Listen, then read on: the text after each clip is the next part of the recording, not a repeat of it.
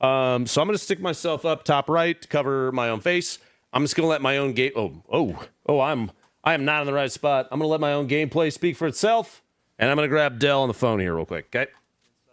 Hey, can you hear me? I can hear you. Can you hear me? I can indeed. All right. I just turned you up to make sure that I had enough volume. Sorry, I didn't give you like a message heads up. I figured. I'm assuming. Are you watching the stream at the same time? Yeah. Cool. So all the shit talk I just did, you heard all of that, right? Yeah. So it's good. Bring it. Okay. First, we're gonna do a little house cleaning for myself, if that is okay. Yeah. If you could please introduce yourself so those that are watching know exactly who I'm talking to. Hey, my name's Del Chafe. I'm actually the assistant game director on the game. I didn't catch the thing earlier. And so, yeah, my job is to, I help the whole team get together and, solve problems, try and make the game better. How long have you been working on Marathon? 2 years, over 2 years. I was going to say the game itself, as far as it's true development time, and I'm talking outside of the window when it was still one of the numbered projects. Do you know how long? What portion of the full development time have you been involved in? I would say at this point, maybe just about half. Okay, cool. That is it is a good reference point, so chat knows the level of involvement. I have to say the most recent 2 years has probably been the most intense, obviously, because you guys are pushing closer and closer to the true release date, which we actually have now, September 23rd, 2025. I think a lot of people were anticipating 2026, so I think that caught a bunch of people on social media off guard, and they're like, wait, what? It's coming out this year? That's crazy, which I am excited for. So that's freaking cool. Now, I showed chat earlier for verification. There is no script for this conversation, right? Nope. No. Ask away. I was just saying. I saw your stuff earlier. Like, ask the hard questions. Like, that's we're here to have those questions and talk through them. One of the things that I have seen a lot recently, especially because I made the mistake of talking about it and being excited on stream, and so you have a very narrow but loud group of people that are saying, "Oh, they're catering to streamers." So I am going to ask you a very specific question. When you guys do play tests, am I correct in understanding that you also bring locals in from Seattle to do play tests that are not content creators, that are just regular ass people? Oh, yeah. Yeah, we have a whole bunch of play tests. It's actually not just in Seattle. We work with some other groups that will bring them in from different parts of the country. And so, yeah, we have a whole user research team that organizes that stuff. Perfect. There you go. I appreciate that. Okay, we'll start with a couple things. I answered a couple of these already, but hearing it from someone that is actually employed by Bungie is always good. You can queue as a solo? Yes. There is no solo queue. That is also correct. We're focused on the crew play first. We'll do investigations and still talk about the solo mode because we hear that feedback pretty consistently about players wanting that, hey, I don't want to lose my stuff because of my teammate or something like that. Like, I just want to go in and live and die by myself. But the hard thing, we could have started with that, but we chose to start with the crew play because it forces us to design systems and try and help you value your other crewmates. And so you see it on some of your video that you're showing, like, you share experience points. When you get really rare materials are valuables that you find in the world, you also share those. So if somebody picks up a purple thing in the world, all of you in the crew gets it when you get out. And then you see the DBNO, like the revive mechanics and stuff. So it really puts us in that space of thinking about, hey, how do we make this a crew-based game? And we have other aspirations for what your crew can aspire to. I will say another thing that I haven't talked about yet, but for chat, at the end screen at the end of a raid too, it also will automatically vendor. I'm going to call them barter items because a lot of my viewer base plays Tarkov or watches me play Tarkov. So there's like at my inventory screen, I'll actually even pause and pull it back up here because I think it's important to look at so that they know exactly what I'm talking about. Going over here. Okay, so chat right here at the bottom, these 225s, the way that the loot is filtered on here, it'll put guns and larger objects automatically at the top. You don't move any of this stuff around. It does the sorting for you, and then you get your like equipments and cores and implants, your ammunition, your barter items that are used for upgrades and completing tasks, your consumables, and then all these 225s down here at the bottom. When you get out of the run, it will automatically vendor those for you, and it will also automatically move any of these barter items to your stash without you having to do a thing. When you get out, the only stuff that'll be left in here is anything that goes on the left side in the equipment slots, ammo, and consumables. There's no Tetris, which admittedly, for some people, like looking at Tarkov as one of the skill ceilings in Tarkov, one of the things that elevates it is inventory manipulation, and that's not a good thing. That's not a gameplay thing. I know that there's some Tarkov crack addicts in my chat that are like, no, it makes it better. It's better that way. You're a better player. No, that ultimately detracts from the gameplay. So I just want to point that out. Okay, skill-based matchmaking. What's the system? So there's not going to be a skill-based matchmaking based on a skill, but there is going to be matchmaking based on your runner level, which is kind of an aggregate of how much time you put into the game, how much experience points you put in. So we do want to have some protection from players that are very new versus people who put hours into the game. And part of that is in a game like this, because there's so many variables, it's really difficult to say, hey, what should we be measuring the skill to matchmake you on? And so we've ended up with, hey, let's just do your overall engagement and how much experience you have with the game, because that can really swing it. How are you going to protect against the potential for smurfing with that? Because there will be people that will just make new accounts and go back in and blast players that are just starting off. Is there a system for that or no? Not yet, because we're going to test a bunch of this stuff in alpha. That's one of the goals of alpha, is to test some of these matchmaking systems and see how they work in the real world. So yeah, that is one of those areas we're still in active development on. Okay. Cross-play and cross-save. Yes and yes. Yes and yeah. Just blanket yes and yes, which I think hopefully answers. So Xbox, PlayStation, and Steam players can all play together. If I play on my PC, I can go to my PlayStation and jump on Marthon, and it's all there as well. Yeah? Cool. That also leads me into the next question. Talk to me about controller aim assist or magnetization combined with what I saw the setting, but would like you to confirm it. You can adjust or toggle on and off a level of aim assist with mouse. Yeah, so I mean, you probably had conversations when you were there playing. This is also an active area of development that the team's going and doing tuning on. In fact, I bet the build today has different tuning values than even what you played.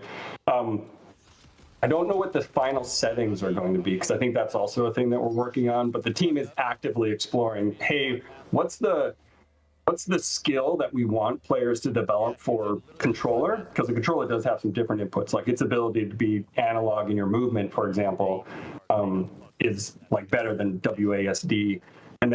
But mouse and keyboard has the mouse, and so you can be better on your aiming. And so it's really about trying to find the right balance between those without giving them either of them a like real advantage other than the input methods. Like, hey, I go mouse and keyboard because I want that accuracy. From what I have heard from Halo Infinite players, they have, and chat, tell me if you think I'm wrong or if you've heard different, but typically it's been more overwhelmingly positive than negative in regards to aim assist with a mouse going against controller players that have it. And they could tell me if I'm wrong on that, I'll admit to being wrong. But what I've heard is that it is typically perceived as being a good thing, which is nice. Okay, gonna shift gears a little bit, and I am kind of gathering from chat as well as my own questions simultaneously. So if things kind of jump around a lot, I apologize. Okay, I'll get one out of the way that I know is going to get asked about a million times. And I asked about it about a million times when I was in the studio. VOIP, proximity chat. Yeah. Talk to me. Yeah, I heard you mention this before, so I got to do the no. Yeah, I'm admittedly very unhappy with that. No, yeah, and we're still exploring. I think the challenge we have is first of all, we totally understand the like cool experiences it creates, and so like we're definitely aware of that. The thing that we're trying to balance is how do we do it safely without impacting, the core extraction gameplay for people who aren't necessarily wanting to do it. And there's some, game developer stuff that we have to do when we're talking about the entire community that can play the game. That's the considerations that we have to do. So yeah, we totally know this is the thing people want. It's a big part of the experiences for a lot of people who are engaged with it. There's a lot of people also are like, want it off, do not want it. And we need to do the work to figure out a way to get it into the game. But we're still doing that work. Is it related in some way to a localization? Is it like an EU or South America, North America specific thing, or is it a system as a whole? Because I think a lot of people, of course, people will look at like Battlestate games with Tarkov, and the reason that they can do it is because, and to be quite frank, I think they just don't give a shit. They just send it. And see what happens. But obviously, with you working under Sony's umbrella, I guess what I'm looking for is where can you be specific about where the problem lies that is preventing it, or no? I can't be specific other than say there's not a single silver bullet that we got to solve. Okay. It's there's a whole bunch of different things we have to consider. And then, yeah, we have to find a way to do that in the way that, again, like works for the entire community. Perfect. Okay. Yeah, I don't want to press you too hard about it because I know this is a conversation that's had internally a million times, and also there's limitations on what you obviously can and can't say. So I know some people in chat are not going to be happy with that. Sucks, but it is what it is, guys. Sorry. Okay. Talk to me about the final Exfil mechanic. So the timer hits 0 in the top left. How many minutes do I have and what happens? I think right now in the build you got 3 minutes, although we've kind of already identified that is probably too long because we've played it internally, and what ends up happening is if there's no one else in the session, you're kind of just hanging around for a little bit. And so what happens is the timer counts down, you get a warning, final exfil. There's one exfil on the map that you got to go to. It's just one exfil for everybody who's left in the session. And then, yeah, the intention is to like really ramp up the AI threat. They're like, hey, you've overstayed your welcome, get out of here. And so we're still actively developing. So there's a lot of iteration that we're still planning to do. This next one has been brought up a bunch in chat, and it was lower on my list, but I'm going to move it up higher so those people get answered. Talk to me about what ranked play in Marathon looks like. So ranked play is our version of letting players measure their skill in the game against other players. So it's like you kind of rank up to it, and we're still working on what the game is rating for you, like what the game is describing as success for you. And so there's a team right now that's working on that problem space. We've done a play test, a couple months ago. That was really fun internally, but we also identified some issues. And so we're still actively developing it. But our intention is that is a thing where, you go into that mode and you're like, hey, this is the thing where, I am very focused on what I'm trying to get out of the session, and I'm optimizing for that. And then you get out and that turns into a score, and that's how you measure yourself with other players. Is this going to be a system that's going to have like its own set of rewards? Are people going to be encouraged to go play ranked, or is it more going to be like a side thing that if you want to do it for bragging rights, you can, but there's no big drive for it? Let's talk about that more later. Okay. I was waiting for one of those kind of answers, and I finally found the question that that gets it. Somebody asked in chat, can you lean? No leaning. Do you have any plans on adding even contextual lean? So I think Call of Duty does it where if you move up to a corner, you ADS, the game will, it obviously in like certain situations, it'll automatically do like a peek around a corner. Anything like that? Or are we just leaving it? Is there no lean plans whatsoever? I don't think there's any plans right now. We have investigated that type of auto leaning system in the past. I think where we're going for right now is we're trying to lean into the movement and the speed. Like you see that in some of the gameplay, right? Like there's a lot of traversal and movement and repositioning. And so I think we're trying to I'm grabbing all your focus questions, more Chad. on that instead of, hey, how do I really bunker down in a space? Okay. This one is a personal question of mine. Sorry, Chad, I'm jumping ahead of you in line. What's the design choice for only one contract at a time? We have the priority, which is obviously like the story mission ones for each faction, of which there will be 6 according to the screen. And you have the slots for the randomly generated ones that are picked up after you exfil with one of the contract items from a raid. But why can I only run one contract at a time? So first, this is another area where we're actively iterating. In fact, there was just talks this week about another iteration on the contract system. The reason for the one contract is it helps you as a player focus and stay on task for what you want to accomplish in the run. Like we've investigated allowing you to have multiple contracts before, and what ended up happening that we found was you weren't very focused. You kind of ended up just being like, I'm going to push forward on the stick and do some stuff, and some of my contracts will get finished. Yeah, I think that one of the things that people have seen from other extraction shooters is sometimes you go in a run, you're going to try and get like 5 or 6 done simultaneously because you've stacked up all these ones on the same map. I do think that is the thing that people enjoy, but also it does end up making it so you run through content potentially a little faster. So I am interested in seeing if that changes after the alpha.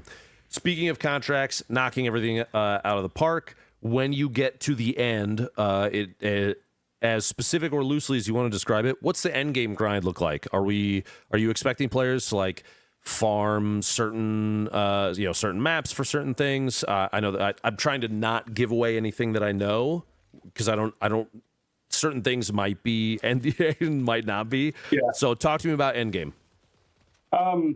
We're doing some work on that right now. Like it's hard to talk and talk, and we'll have to. This will be one of those topics we have to come back to once we've announced other content that we're ready to talk about. I'll just ask you flat out: is there a labs style map? We do want there to be aspirational maps that challenge you, that you feel like you have to gear up for and really get ready for. But yeah, nothing to announce or go into specifics on. Okay. Anything else end game wise you want to talk about or describe? We definitely imagine the contracts get more difficult. The rated system is going to be an important part of it. It's really going to be a couple different vectors by which you're trying to do your achievements and finish things out for the season. But again, we're kind of still right in the middle of doing that. Now that we have, the combat foundation and the core loop foundation down, that's what we're turning our focus on. There's a lot of balance tuning, a lot of like investigating and interrogating the designs we have, and frankly getting feedback from people on how those systems are working, and those might have repercussions for later. At a certain point, inevitably, people will build up a giant buffer of stuff. I have gone through in Tarkov. I became a triple millionaire. I had €1 million, €1 million USD, and like 100 million rubles.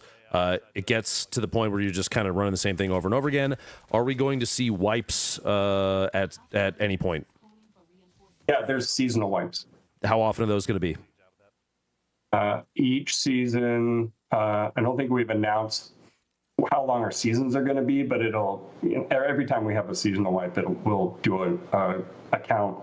It'll keep your persistent achievements, but things like loot and stuff, those will get reset.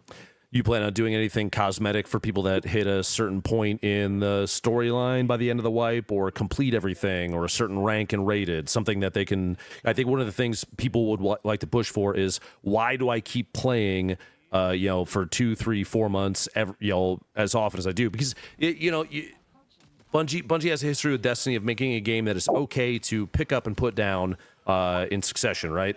But you're also going to have players, not just content creators, to be clear. Some of you guys at home that are wildly unemployed they'll grind their butts off to try and get whatever it is BSG puts in the game for Tarkov. Are you guys planning on doing something like that for wipe content? We definitely want you to be able to customize your social identity. Like, a big part of this game is building your legend and being able to tell people hey, I achieved this thing that was really hard. And so we want to give players the ability to communicate that to other players and see it, be like, oh my gosh, they just encountered the person who did something. So yeah, there's going to be those persistent account achievements that you unlock, and those are going to be part of your player story across seasons. Cool. Is there a reconnect feature if I disconnect in the middle of a run?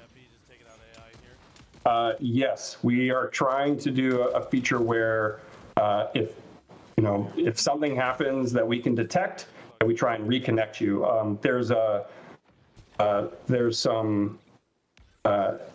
So we give you the option to try and do it. Like if there's not a 100% chance because we might not be able to reconnect you to the server, but yeah. Since you said it, I could tell them it did actually happen to me, chat, during this recording session. I crashed out and was able to reconnect to a run, and we finished it, and like nothing happened. It worked like a charm. Will that work for you? I don't know. You guys gonna do kill cams? We don't have any plans for that right now, although it has come up in conversations. Okay. Here's a big one that I would like to talk about. I get a really cool mod. I stick it on a gun. I find a different gun that I want to put that mod on. Can I remove the mod from the gun and move it to the other gun? This is another thing where even since you were there, we've been having a lot of conversations internally. Yeah, because I almost started fighting people, Del. Okay, I'm going to be straight up with you. Yeah. No, this has been an ongoing conversation internally on the team too about how do we allow players to manage their weapon attachments while also preserving a weapon attachment economy. So that's the thing we're really going back and forth on about. Yeah, because the system in there right now definitely is, you swap out the mod and then it destroys the mod and that drains it from the economy. But we're talking about ways that we can do something different. Can I talk about what happens when a weapon trades hands enough times? The scrap mechanic? Sure. Okay. I'm sorry. Again, I don't have a script, so I don't have a thing. Right. I know, and that's part of it. I'm okay. Apparently, Scaro did earlier. Okay. Oh, I actually say it in the video. Shit on. All right.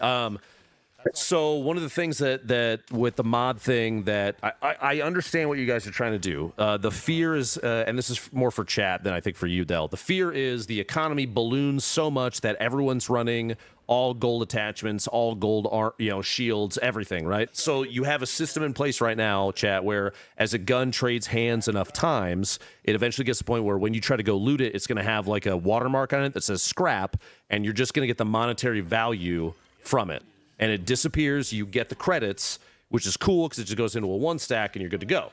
The other side of that, though, is like, as things are moving around, there's a potential chance for it to just build up and build up and build up, and people aren't running, pulling them out. There is basically a hidden durability system, chat, that you cannot repair as it is in the game right now.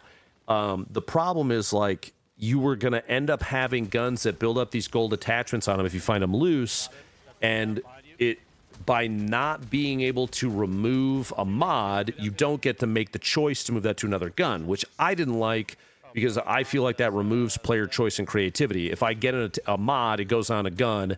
It's like let's say it's like an AR mod. If there's like 3 different ARs and it's on one that I don't like, then I'm like, I don't get to use it. So the suggestion I threw out towards them is give the player the ability, in or out of raid, to remove a mod.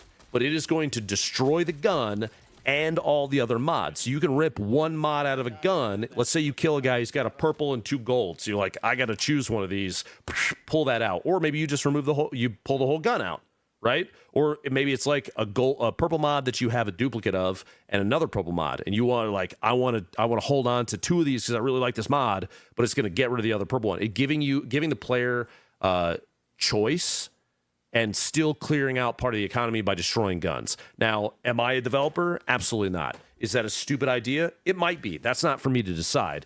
Del, it's a great idea, and you should put it in the game. But yeah, it's come up. I mean, yeah, we talked about it, and we've talked about a whole bunch of. I mean, there's stuff in chat that we talked about too. So, again, it's a thing that we recognize, and for the same reasons that you said it, like, hey, it's really limiting players' ability to experiment with the different mods because they're losing them, and it really feels like hey, I spent a bunch of work to get that purple mod. Just because I put a gold mod in it, I have to lose it. Like, and so we're trying to think of ways where we can like give players some more freedom to make those choices, even if it comes with some sort of cost. Yeah, I think the fear that I have is that if you don't allow people to remove or get something like that off of the guns, then the reward for PvP is that you didn't die at a certain point. And I will say, as time went on our 2 playtest days, granted, our contracts were not aligned with necessarily with the maps we were doing, so maybe things didn't line up correctly. But at a certain point, PvP became, I kill the guy, I grab their ammo, I grab their meds, I just leave. Because it's like, there wasn't a point in grabbing anything else off of them, whereas I would like there to be something, and getting a single mod might be enough of a something that I feel like I'm getting rewarded for it. Yep. Who knows? So that is the removing mods one. Talk to me about dedicated servers and the way, is this peer-to-peer as we've experienced with Bungie games in the past, or do you guys have a farm set up for us to play on? No, so it's not like Bungie games in the past. I think you were talking earlier in the stream about anti-cheat, and we have done work that is so we've made changes to the Tiger engine that Destiny doesn't have. So dedicated server is one of them, and that is like pretty large undertaking because it also changes the network model, and we still have to preserve the gunplay feel that Bungie knows and loves. And so that was a whole bunch of work. We're totally investing in anti-cheat. Like we take it seriously as a studio, and especially for this game. I can't go into details on all the stuff that we're planning because it's very much like a Cold War. I don't want you to. Yeah. Anybody that's been around for a long time has heard me talk about anti-cheat versus cheaters. It's a constant back and forth. It's like people that design armor plates and people that design ammunition. It's always trying to outplay each other. So yeah.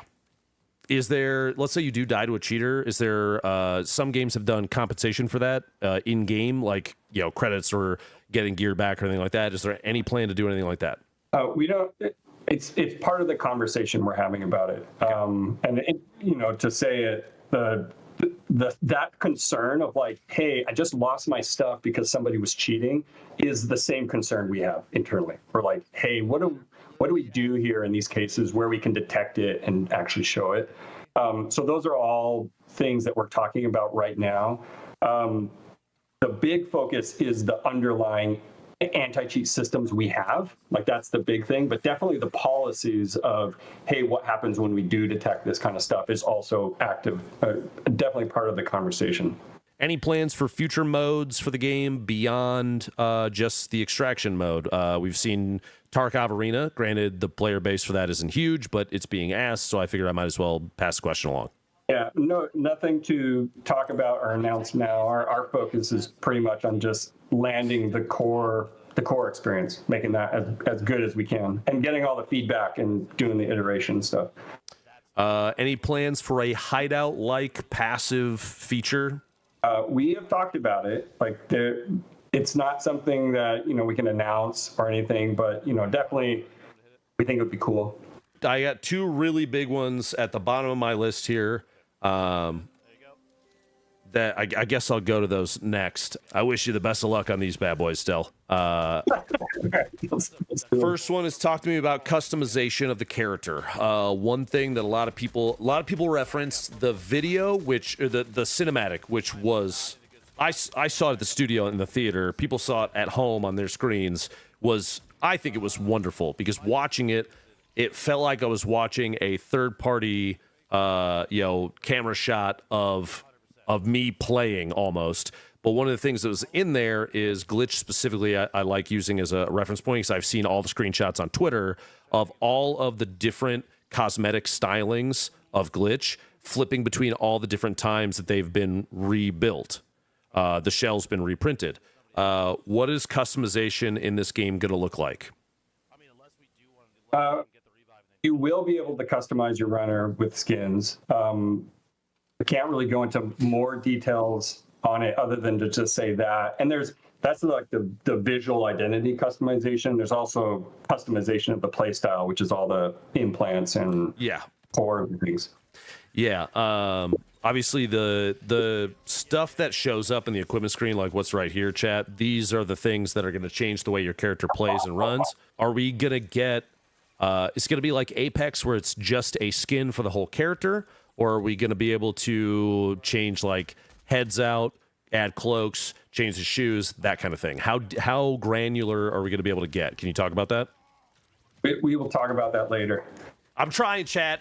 I'm trying for you. What about He's trying hard. what about weapon customization? Can I put? Are you gonna give us hardline PR gun skins? Is my double barrel gonna be able to look like there's flames coming off the end? But we also want you to be able to customize the weapons too. Chad, that's as much as we're gonna get right now, which I completely understand, but I got to do the thing, with asking. Okay. Yeah, it's easy to ask a question. It's easy for me to say we'll talk about it later. Okay. And they're gonna hate this one. Oh, actually, I'm gonna leave. That's gonna be the very last one, chat. Okay. Any chance of a player trading system or a social hub of any kind? I'm thinking flea market or seeing people are thinking like, I want to see each other running around in the tower. This isn't obviously Destiny, but the question is still out there. I mean, it's a thing that, so there's two things there. One is player trading and the other one is some sort of social space. We've talked about both of them. I'll say the social space, again, sounds cool. We don't have anything to announce or talk about in terms of social space. And then player trading, it's just one of those features that is really hard to do while still maintaining the integrity of a lot of the progression and economy systems. And so, yeah, we're not planning anything for player trading right now. Do you have a plan to combat RMT? This is a me thing that I just thought of on the fly right now, because if it's an extraction shooter, it's gonna happen. Yep. Yeah. And we do have plans for that. I don't think it's one of those things we're ready to talk about right now. But yeah, we know it's an issue. At least knowing it's on your radar is good, in my opinion. Yeah. Definitely, we've been thinking about it, and we're like, we recognize that it's a real thing. Oh, I just realized I used a Tarkov term that a lot of people that don't play Tarkov are like, what the hell is that? Chat, RMT is real money trading. People will pay real money through a website for gear that a cheater has accrued, and then they bring it into a run, drop it for the player that bought it online, and then they run out with it. Does that make sense? That's not a Tarkov term? Well, we use it a lot in Tarkov, and obviously a lot of people that are watching don't necessarily know what RMT means. But it is a thing that it's one of the things that props up the cheater economy in Tarkov in a big way, as well as a lot of other extraction shooters. So yeah. Okay. Braindance actually asked a question that did come across my mind that I'm glad that they brought up. In the trailer, we see a little bit more gore than what we've seen in actual gameplay. There's like sparks and bits and the little pixels and stuff popping off. But in the trailers, I think it's not glitch. One of them is running and gets blasted in the head, and blue liquid is flowing all over the place. Was there a design change at a certain point? Talk to me about the kind of visceral portion of combat. We're still in development on the in-game assets. So all the effects that happen when you die or drop or get killed or something. So those are all we're still iterating on. I'll say that the piece that was shown, that's like that's Alberto Miyogo's like vision for the world. And so those visuals that you see in there, we take inspiration from some of those, like definitely share them back and forth, but we're not trying to hit that as our like target. Okay. I think one thing that people are kind of looking for is this going to be more, is it leaning more towards an M-rated or a T-rated game? Because I think at a certain point, a large portion of the player base that grew up playing Halo and then the start of Destiny, they're definitely all adults now, and so they're looking at the game and saying, you know what, I want an adult themed Bungie game where my runner, it's not a person there, it's a printed shell, so if it blows up, if its head pops, that's not a human, so you're not risking like a human being dying, but the little bits of the inside shooting out the back does add a little bit of that visceral kind of immersive gameplay of, I just killed a runner that was stealing my stuff, now I'm going to go loot the leftovers of their body. I think there's a statement to be made there, and that's why people apparently my chat is saying it was a hot topic in the Discord, and I think I understand why. Yeah, I don't. That is a good question for somebody else because I don't know if we've announced what the rating is. What's the rating on the game, Del? I got to ask the question. You said you haven't announced it yet, so I might as well lean into it. Are you? No. Yeah, sorry. I don't know if we've announced that yet, so I'm gonna play it safe and say good question from somebody else. I'm trying, chat. Okay. Cool. Somebody brought up destructive environments. Is there any? Obviously, we've seen windows blow out and stuff like that. But anything going beyond that? Yeah, the windows can get blown out, but no, like destructible. That vehicle next to you and these barricades aren't destructible. Okay. The UI, is this what I would say? How close to a finished state on the UI is this?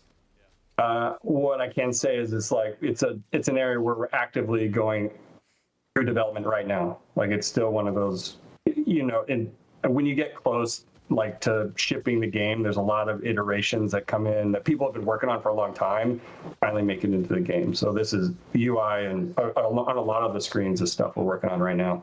Do you guys plan on publishing roadmaps for development as time goes on to keep the player base kind of in tune with what the plan is?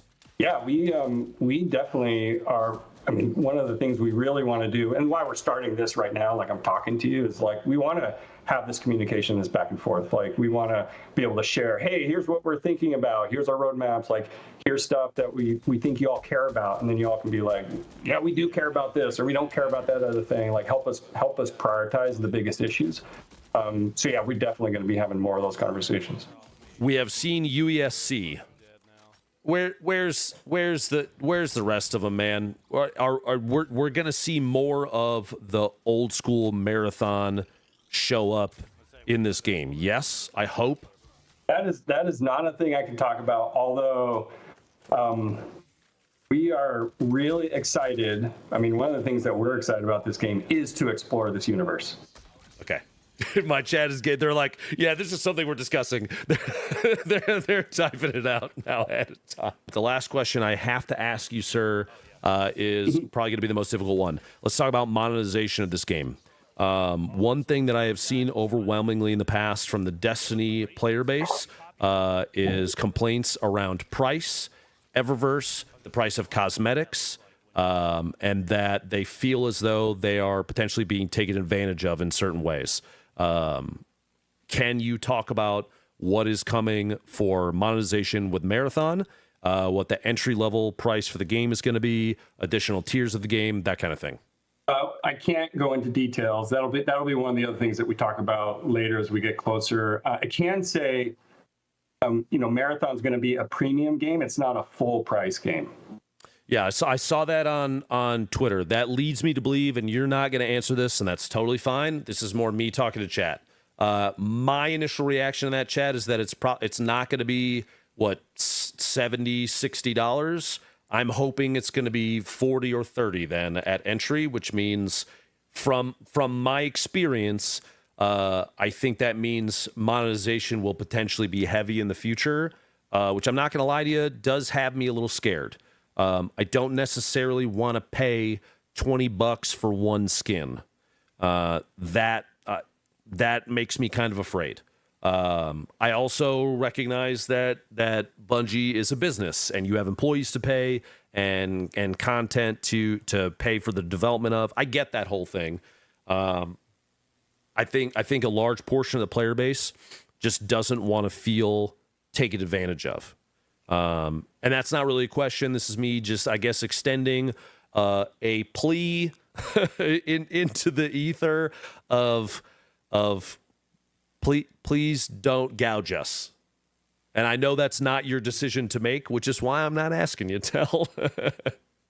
Well, I mean, yeah, I can't go into details, but what I'll say is, we're not ready to talk about it right now, but, you've been out to the studio and stuff. You'll be out to the studio again. We'll have conversations about this. We'll be able to share when we're ready. We'll share some of the stuff we're talking about. Like you and a bunch of other people are going to have really good feedback about it. So it's definitely going to be a conversation because one of our big goals here, especially kicking this off with Alpha, is to build this game and build a community around it. And so we want to do that collaboratively. So we want that feedback. Like we want that perspective. That helps us do what the players most care about. Cool. I appreciate you taking time out of your evening. I know it's later than you probably wanted to be doing work stuff on the weekend. So I appreciate it, and I'm sorry it took me as long as I did to get through everything. I think this ended up being about 45 minutes, which is way longer than what you had slated. So I'm sorry for that. But no, it's good. Yeah, happy to be here. Thanks for having me. No hard questions, but I appreciate them. It's all stuff that we're working through. I'm excited to be able to finally start having some of these conversations around the game. It's been a long time coming. It's been a long time. So, all right. If you or Harvey or anybody else needs anything else from me, let me know. Thank you very much. Chat, if you could please, both on YouTube and Twitch, give some claps for Dell for hanging out and answering, honestly, a plethora of questions, including me going, why you make me sad, Dell. But I think the one thing I didn't want to do was be like, anybody that's talked to me in the studio will vouch for this. I am very much a kind of guy. I don't want to blow smoke up your ass. I don't want to gas you up needlessly. If there's things that are problems, then I'm going to tell you that they're problems. And I appreciate you being open to that kind of conversation. Yep. Yeah. Here for it. All right. Enjoy the rest of your night, man. Thank you very much. Thanks, everyone. Bye. There you go, chat. Assistant creative director at Bungie joining us for a quick little call there. The list of questions that I talked about. Again, I was reading everything that you guys were putting in chat. I was trying to be as unbiased as possible without being like, why games suck? It doesn't suck. My experience with it is that it's super fun. He said, I regret not asking the question, but what do you think about the idea of the maps changing in a way sort of depending on what goes on with the story within Marathon? So I'm gonna dilute that down. I have proposed an idea to them.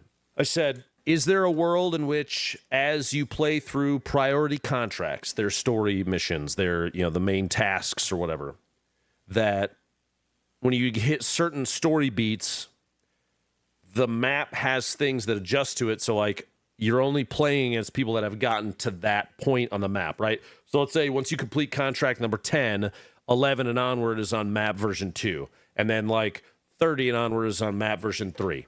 The reason I brought that up, and the response was basically that level of development time and map building and all that both would be costly and would fragment the player base. And I do understand that.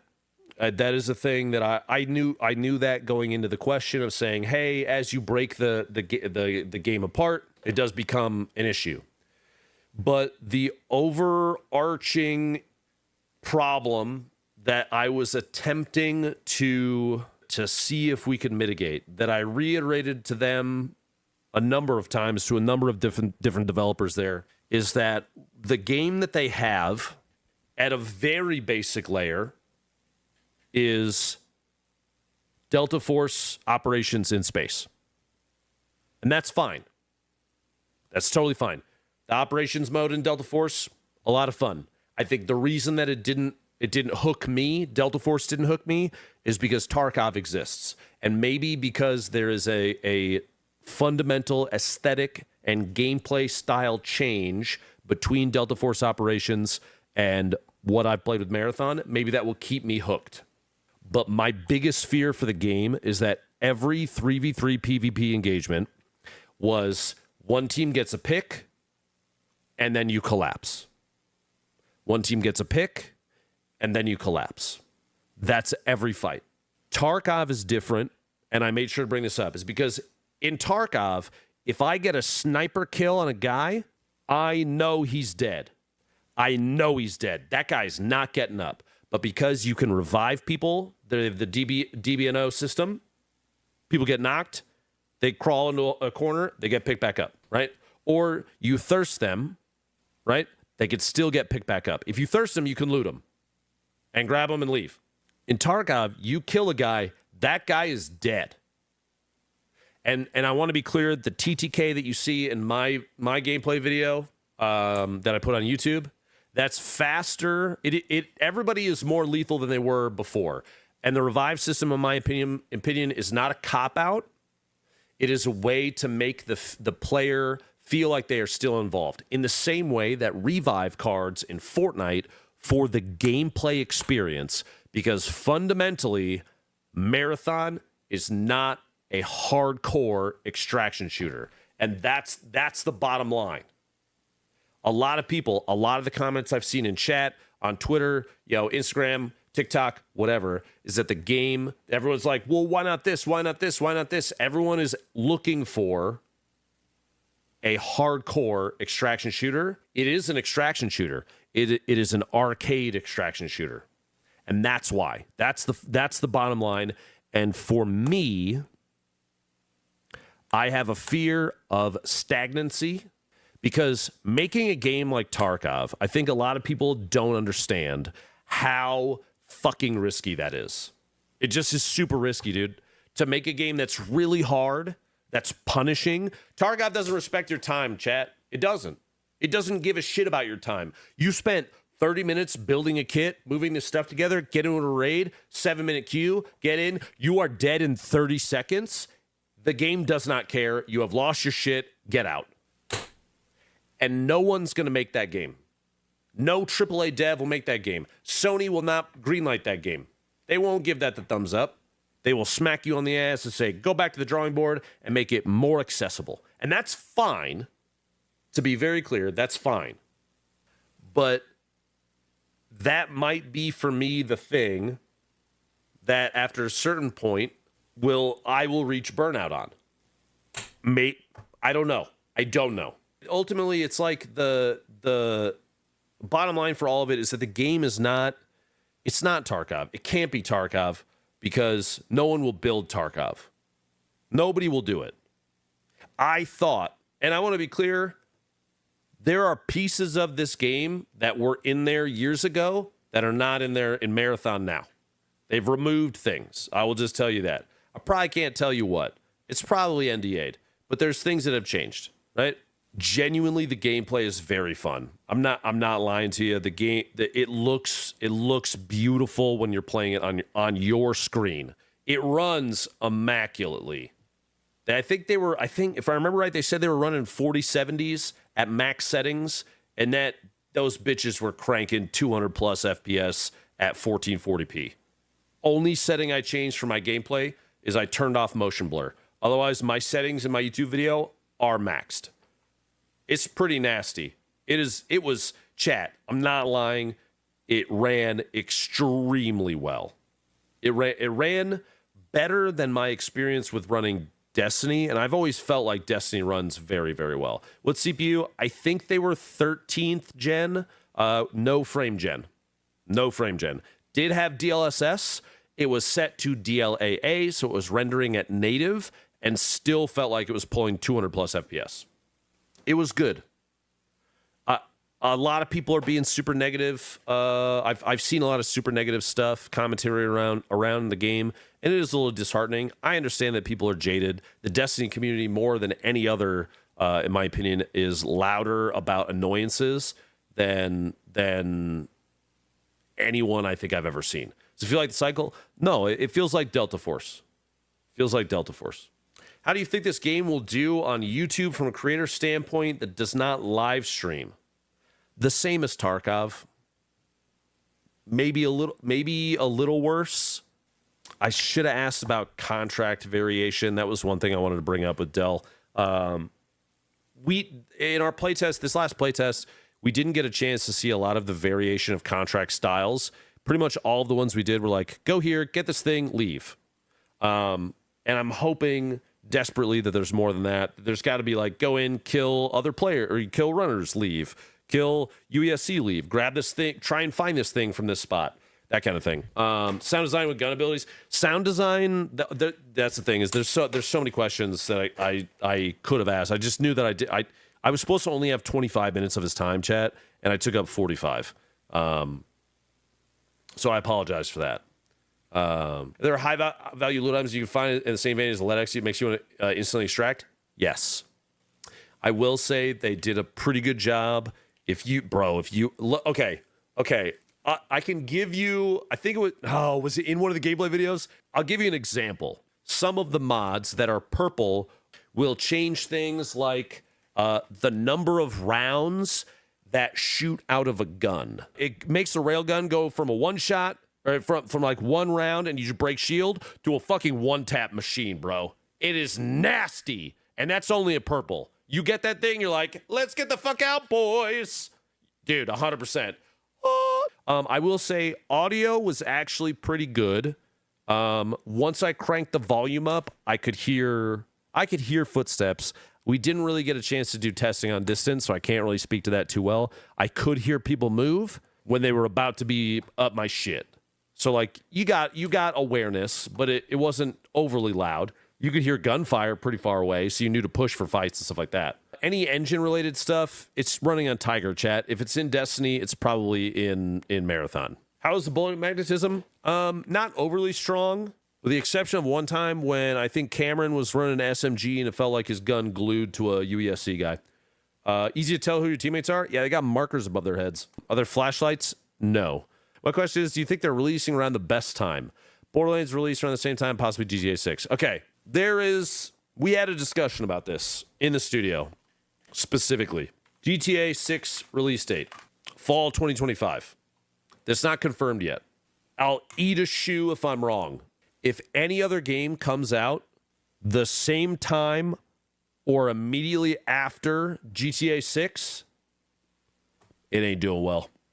It's not. No, GTA 6 will be absolutely the largest game release of probably the 2020s. It will be the biggest launch ever up to that point. Yeah. Oh, easily. Easily. If any game comes out, BF6 as well, Battlefield 6 will not hold a fucking candle to Grand Theft Auto 6.